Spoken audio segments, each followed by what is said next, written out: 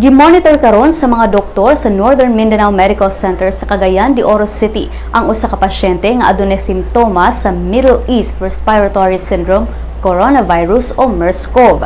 Ang maong pasyente giadmit sa usa ka private hospital niadtong Martes sa hapon apan gitransfer sa Northern Mindanao Medical Center pagka Miyerkules sa buntag.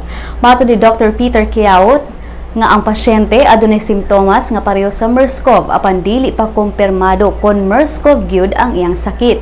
Gipadala na usab sa Department of Health sa Northern Mindanao ang mga samples ug laboratory tests sa maong pasyente ug ang resulta gilaumang i-release sulod sa tulo ka adlaw.